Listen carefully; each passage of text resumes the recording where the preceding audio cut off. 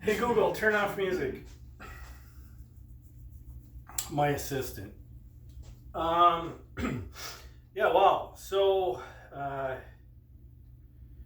2021. Man, I'm glad it's here. Been building guitars here like crazy during this whole COVID thing. Finally getting to a point where they're ready to assemble and to market.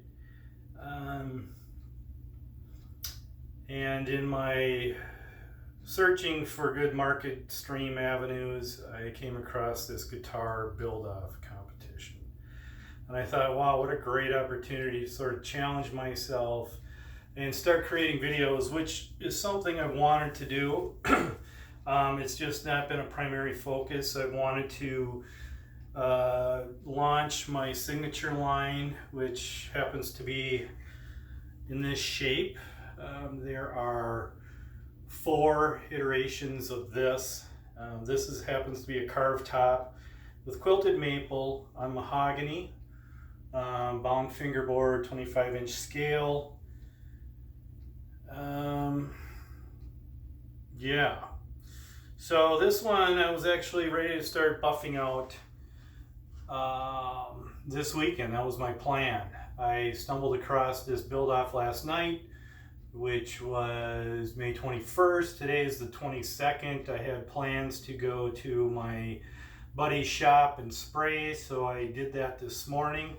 I finished this guitar this morning. It's a satin finish, post-lac. This one happens to be nitro.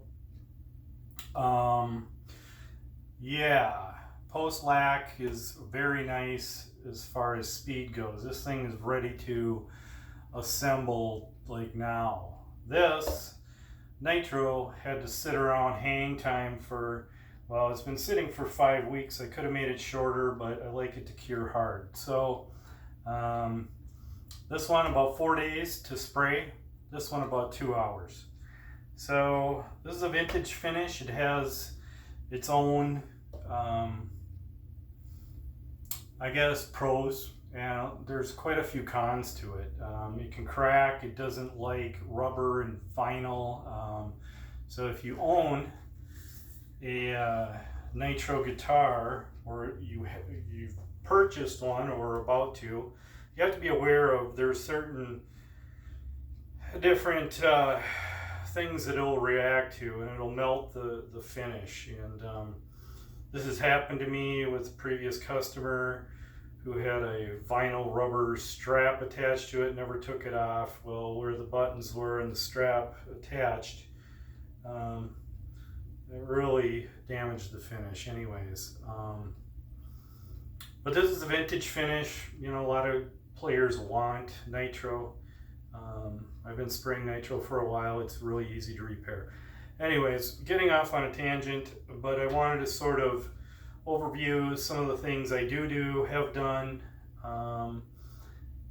and sort of an introduction. So this one is my signature line. I'm going to focus on these.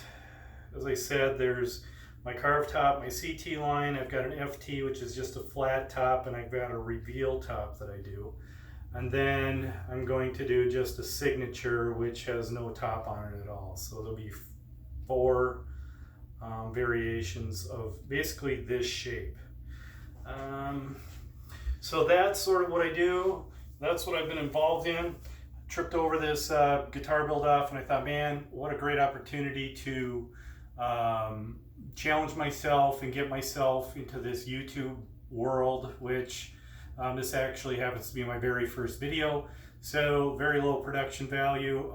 Don't plan on trying to make it anything fancy. Not going to get into instructional aspects of this build. I'm just going to document sort of the evolution of the steps and sort of summarize them. I don't think that you know, making a video of me using the bandsaw or the drill press really has any value. So I'm going to try to keep these things short.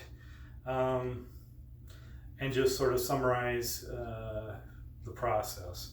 So I'm going to put these away and kind of review what I plan on doing for this build-off. So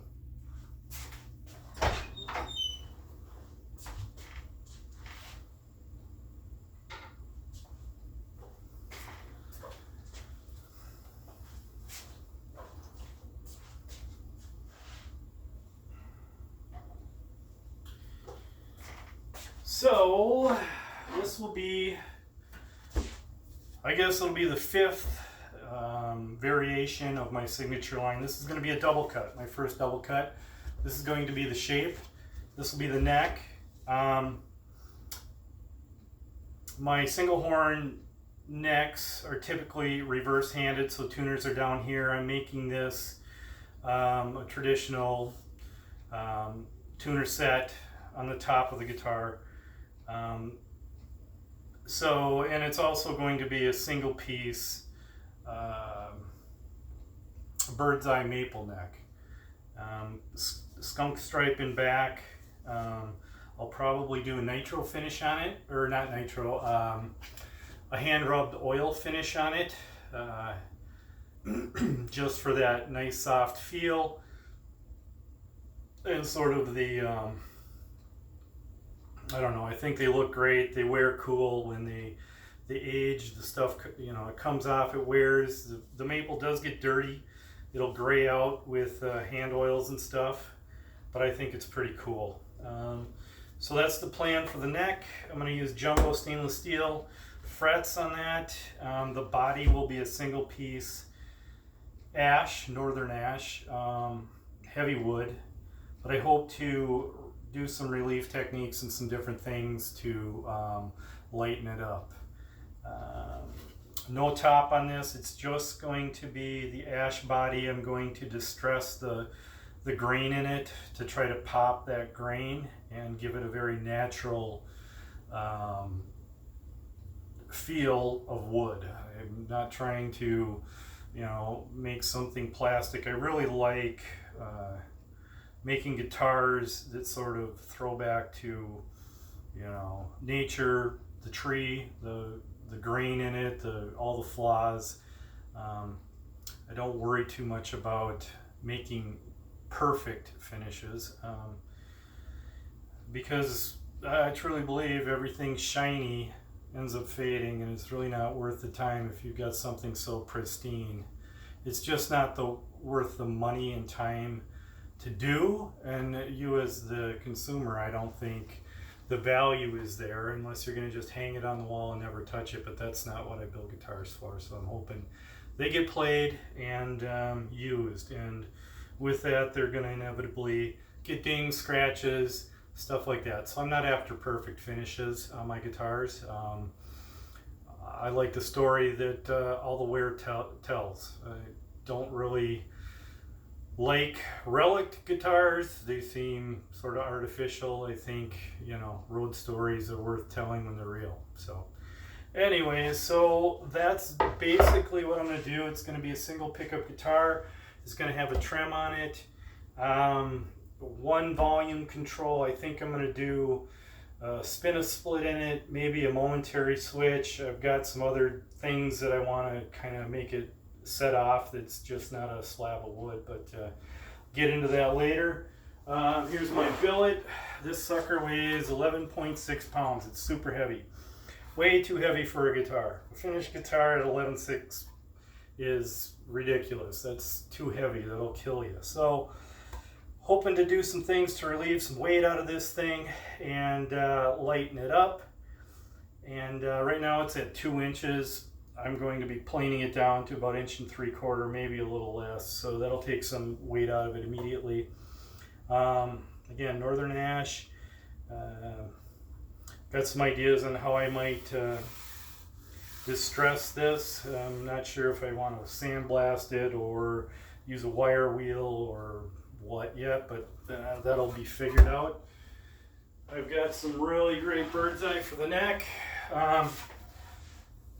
It does have some heartwood in it, but being it's an oil finish, I'm thinking I'll put this on the back, not the face. It's going to wear and gray in anyways, so, but it's really got some nice bird's eye in it.